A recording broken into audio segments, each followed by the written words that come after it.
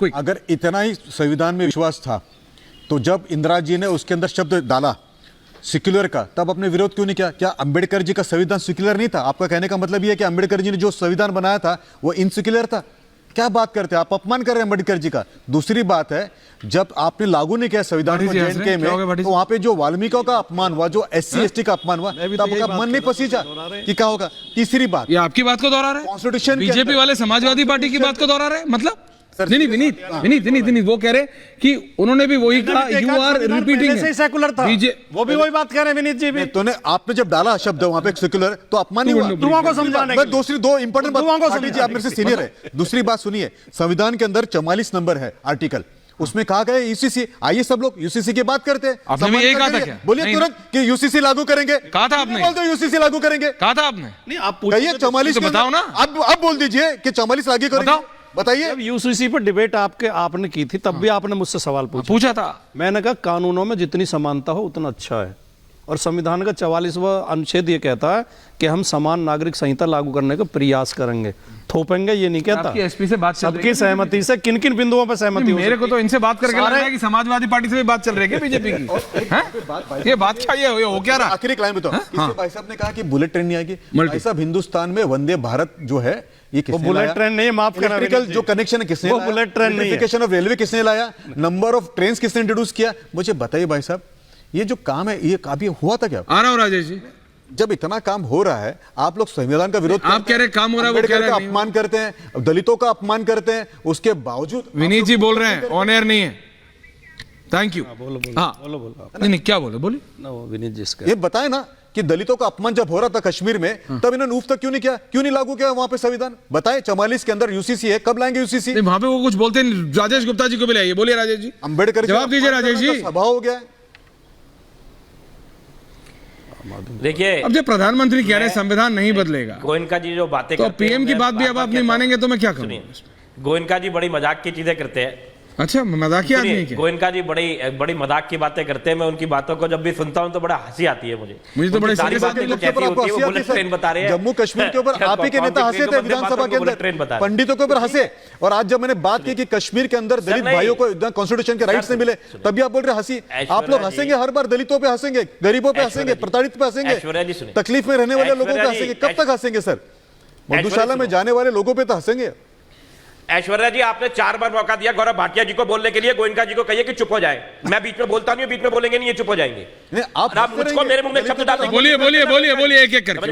आपने अपनी बात कर लिया, मेरी बात सुनो। अपनी बात कर ली, बात चुप रहो बिल्कुल। क्यों चुप रहेंगे भाई साहब? दलितों का अपमान करेंगे और आप बोलेंगे चुप रहो? हम उम्मीद करते हैं आप अपमान करोगे संविधान का, फिर हम करेंगे चुप रहो। अंबेडकर का अपमान करेंगे, हम चुप रहेंगे? डाउन करो इनको। क्यों आप करते हैं? रिलैक्स, क्या ना भी होना है, रिलैक्स। एक एक करके विनीत जी, राजेश जी, एक एक करके हमारा अपमान करेंगे। राजेश जी भाई, एक एक करके आपने अपनी बात बोली। Vineet ji relax, okay. अरे आप अपनी बात रखिए, आप अपनी बात रखिए, आप अपनी बात रखिए, आप अपनी बात ये बीच में नहीं बोलेंगे। अरे कोई नहीं बोलेगा, ये नहीं, कोई नहीं बोलेगा। एवरीवन ऑन है। Thank you Vineet ji, please एक एक करके अपनी बात रखिए। राजेश जी, विनीत जी रिलैक्स प्लीज, एक एक करके अपने टाइम पे। हाँ बोलिए। अरे गोयनका जी चुप हो जाओ। बोलिए राजेश जी आप अपनी बात रखिए ना। Do not address Vineet Goenka, बात रखिए। ट्वीट करा अरविंद, मैं रख रहा हूं, अरविंद केजरीवाल जी ने ट्वीट करा कि हम उम्मीद करते हैं गौरव भाटिया के बाद में कश्मीर में शांति हो जाएगी। हमने ऐसे उम्मीद करा, हमने ऐसे उम्मीद करी, हुई नहीं हुई आप भी जानते हैं, मैं भी जानता हूं। अब आगे की बात देखा, वो हंसे थे हाउस के अंदर, विनीत नॉट देयर, एक मुख्यमंत्री को आपने बंद करा हुआ है। अब यार फिर बीच में ये देखिए, ये हाल इनका। अरे भाई, गौरव भाटिया है आपके साथ, आप बोलिए ना। क्यों बोल रहे भाई? आपको काहे इतनी तकलीफ हो रही है?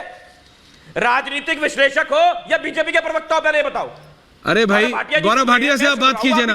अरे आप बात रखिए, आपको विनीत जी से बहस करनी है, मैं आपको बनाउन करा दूंगा। अभी आप डिबेट पे आइए, आगे शांत है, मुझे बात ही नहीं करनी। हाँ तो फिर डिबेट पे आइए।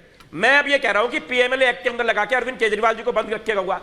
एक मुख्यमंत्री दूसरे मुख्यमंत्री से कल भगवंत मान जी मिलने के लिए गए, बीच में शीशे की दीवार रखी हुई है, आप बात नहीं करने दे रहे। अरे अरविंद केजरीवाल क्या एक आतंकवादी है?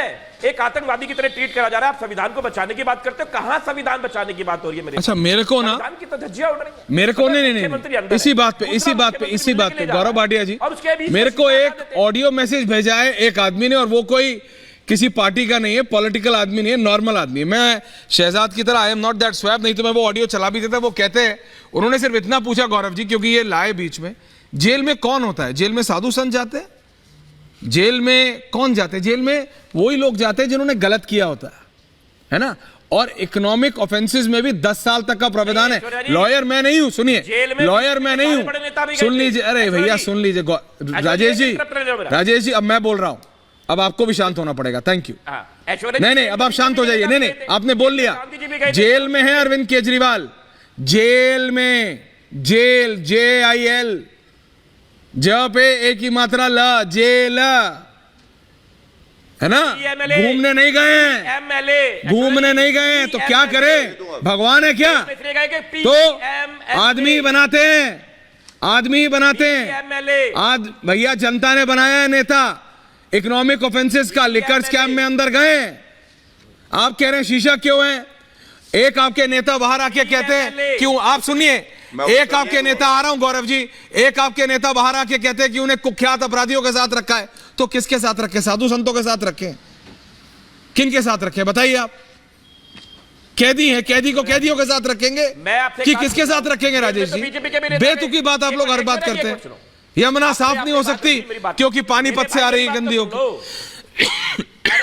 गौरव भाटिया, जी मेरी बात सुनोगे? नहीं, मैं आऊंगा नहीं बोलने दोगे?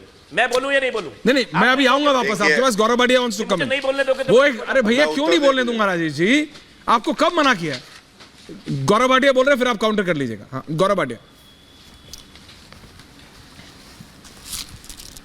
देखिए ऐश्वर्या जी, जहां तक आपकी बात है, आज अरविंद केजरीवाल वो शिष्य हैं जिन्होंने अपने गुरु को ठगा, अन्ना हजारे को। और अन्ना हजारे जी ने खुद चिंता व्यक्त करी कि कैसे आंदोलन के वक्त ये कहते थे कि शराब के ठेके होने नहीं चाहिए, अगर खुले भी तो जनता से पूछ के। और अपना ईमान बेचा, और वो भी सस्ते में बेचा, वो भी शराब कारोबारियों को। शर्म तो आएगी ना। क्या ये सत्य नहीं है? अरविंद केजरीवाल के ही वचन है। अरविंद केजरीवाल ने कहा अगर किसी पर आरोप लगे तो वो व्यक्ति पहले इस्तीफा दे पद से, और उसके बाद जब आरोप उसके ऊपर से हट जाए, साफ हो जाए उसका नाम, तब वो वापस आए। क्या हुआ तेरा वादा, वो कसम, वो इरादा? अरविंद केजरीवाल को बताना चाहिए, नहीं बताएंगे। अरविंद केजरीवाल ने कुछ समय पहले कहा मैं वो व्यक्ति हूं इस्तीफे को जूते की नोक पे रखता हूं। आज ऐसा लगता है इस्तीफे को वो अपने दिल में रखते हैं। ईलू ईलू प्यार हो गया मुझे कुर्सी से, मैं हटने नहीं वाला हूं, फेविकोल का जोड़ लगा के बैठा हूं। अरविंद केजरीवाल, क्या ये सत्य नहीं है? मनीष सिसोदिया का इस्तीफा लिया कि नहीं लिया जब वो जेल गए?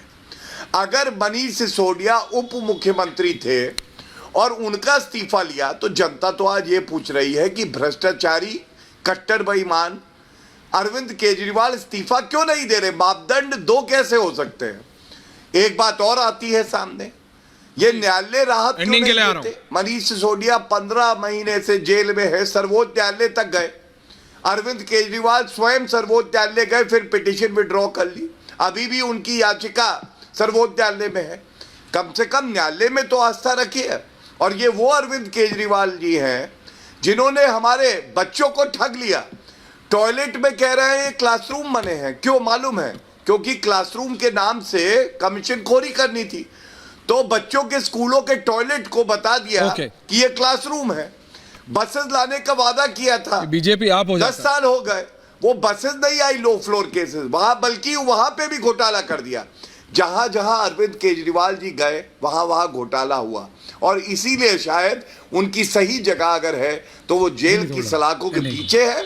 और मुझे यकीन है देश के न्यायालय पे जो ऐसी सजा देगा कि वो एक नजीर बनेगी और हर भ्रष्टाचारी थर थर कांपेगा भ्रष्टाचार करने से पहले। आम आदमी